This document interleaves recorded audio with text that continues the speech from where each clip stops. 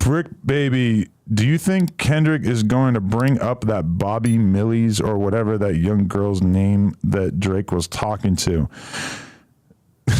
That's funny because, like, all right. Do you know, like, all right, let's do it. Is that what you call his little sister? What's her name? Millie Bobby. Lotto? Millie Bobby. What the fuck is her name? Millie Bobby Brown. It's very confusing to me that her name has Bobby Brown in it. Yeah, like I never really understood that. She's 20.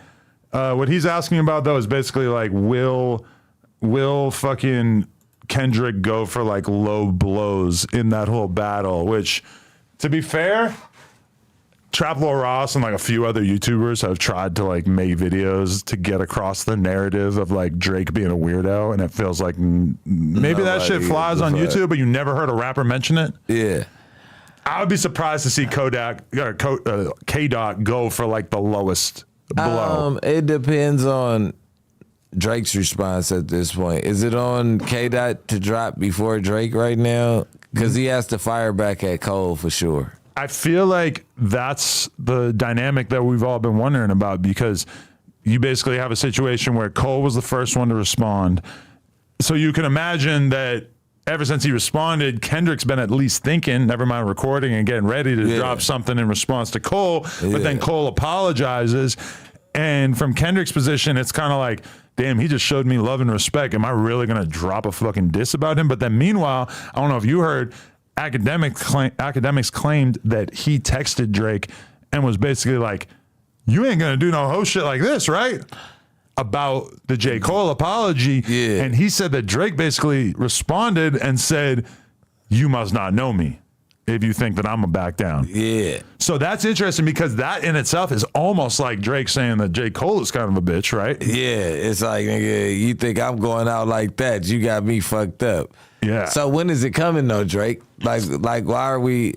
That's what he does. He wants to make everybody fucking wait on. But that's the thing too, is that like Kendrick just gave Drake like a little chunk, a surprise verse on a surprise album, a little verse that had some shots at him, but realistically wasn't like the most extreme thing that you could ever imagine Kendrick putting out. It was 1 bar, 2 bars at the most, and it's like the most impactful thing that happened in the month of March or April. No low blows. It was like just basically like music / like relevance / importance / like basically it was about the music, which is it's interesting too, because J. Cole, when he dissed him back, he basically just gave him a critique of his albums. But the diss was, I'm on Metro's song, and if Metro don't trust you, you know what I'm saying? It's a thing right now. Even so just like, being on the project, especially given that Kendrick is so rare and barely does anything. Sides. Yeah. It was choosing sides. Oh, 100%. We already kind of knew what side he was on, but it definitely kind of... So you didn't hear J. Cole apologize? I'm going to play it for you. No, I heard about it. I didn't hear You didn't see this clip. But how do you get all those streams and apologize? Nah, he got to let Kendrick come back. Okay, hold on. Let me grab it. J. Cole apology. So this is my review of this. Am I going to be able to actually find the video, or am I just going to find a million videos of people talking about it? That's probably what is going to happen here. I probably would be better off going with like an article about it or something. See, like if I go to Entertainment Weekly, am I actually going to be able to watch this clip? They're going to like embed a tweet. Or am I just not going to be able to find it? See, look, they have like their own embedded player. Oh, this is a nightmare. But look, even like the New York Times wrote about it. That's crazy. But I'm not logged in. So that's going to be a problem. We go Rolling Stone. Oh my God. Like, what the fuck? How do I not have an ad blocker? Because I never wanted to have an ad blocker because I feel like it's like it goes against like the content creator code. You know? Yeah, that's what we get paid off of, right? Maybe, you know what I'm going to do?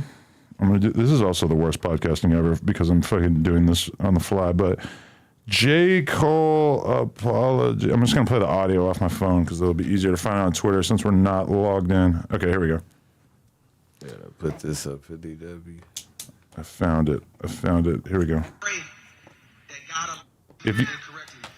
If you need this played for you, you're probably not on social media very much, but let's just listen to this so that Bricc Baby can hear it. pray that God align me back up on my purpose and on my path. You know what I mean? I pray that my nigga really didn't feel no way. And if he did, my nigga, I got my chin out. Take your best shot. I'm gonna take that shit on the chin, boy. Do what you do. You know what I mean? Like, all good. Like, it's love.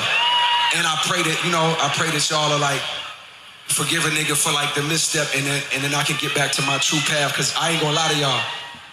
Past 2 days felt terrible. Like, it let me know how good I've been sleeping for the past 10 years. So all of that to say, man, I want to now perform the song that's a reminder to me of getting back on the right path and getting in tune with God. And the name of the song is called Love Yours. I'm for y'all right now. All right, let me give you my first thought on that. He's doing something right there that you don't have the luxury of doing. That if you're in a beef with somebody, I feel like as a person who's really from the streets and who really has the expectation of you not backing down, yeah, I could never imagine you or somebody in your shoes doing that. Nah, you can't. But he like backed down a little bit, but he like, if you want to, he just like telling you he don't want it to be serious. Throw your best shot, like keep it rap, like I got my chin out. But he's saying basically that he regrets dissing, that he regrets jumping into this in general. I think he realized that he was working for the crowd. Yeah. That the crowd so wanted him, the hip hop fans so wanted him to go and do battle that he was just going to do it. And then once it actually came out, it caused him to actually like reflect on it and think about how it made him feel to be disrespecting somebody that he clearly has respect for just in order to appease the crowd. And J. Cole is not somebody who's really had to do a lot of that in his career. He's mostly gotten to just be himself, and he's become one of the biggest rappers by being himself. And that's why I said, is this like a hoax? Like, did they do this? Did they do this on purpose? Is this to like light everybody back up? Is it, you know what I mean? Like Kendrick fires back anyway, and then fucking Drake never responds, and J. Cole and Kendrick go on tour. Like, what is this? I don't think it's really scripted in that way, and I think if you watch What's the Dirt's video about J. Cole and Kendrick's history, that they basically haven't been spotted in the same room since like 2017 or 2018 or whatever. Like, it's been a long time since they've really had anything to do with each other, and they've dropped a lot of different music that has been rumored to take shots at each other. And I think that, but I think ultimately, like, in order for J. Cole to have done battle with Kendrick on this, he has to basically like say things he doesn't believe. Like, do we really believe that J. Cole thinks that To Pimp a Butterfly was this absolutely terrible fucking album? I don't think so. I personally wasn't a huge fan of it, but I think it's exactly the kind of album that J. Cole probably really appreciates, right? For sure. And when you beefing, nothing's hard. Everything you did was garbage. You get what I'm saying? Like, this is not to give you flowers. This is meant to tear you down. Right. I don't give a fuck if that was the hottest shit you ever dropped. Right. It was trash. Because if people liked it, not me. If you got into a beef with fucking, anybody, like, you're gonna basically say that they suck, that their career That's what sucks. I'm saying. Yeah, like, what else the fuck can you say? But J. Cole, like, basically, like, with that project, a lot of people already, like, I don't know if you heard it, but the diss that he did about Kendrick, a lot of people's opinion of it was that it felt very forced, very surface level, not really like passionate. You got to give it to Kendrick that, like, his delivery on that Future song sounded like he really believed what he was saying. Yeah. He said it well, saying it's just me. He did it in a way that was believable. But J. Cole kind of, from that, you can't back down from it because he hasn't responded or said it was cool to back down yet. Yeah, like he said, "Fuck the big three, it's just big me, nigga." Right. Like, you gotta let it ride for a second, Cole. But then I don't know if the label's saying it's affecting his fucking urban, like, I mean, it's probably all good because he just put out a project that everybody had to fucking listen to in order to be caught up on the beef. Like, none of these people involved have said anything on social media. Drake ain't said shit. Actually, really, almost nobody said shit. Kendrick said some shit. Rick Ross is kind of like on the side of all this, doing some social media shit. But Kendrick ain't say anything publicly, and J. Cole ain't say anything publicly, and Drake ain't say anything publicly. It's promo for the project that he just dropped, is what you saying.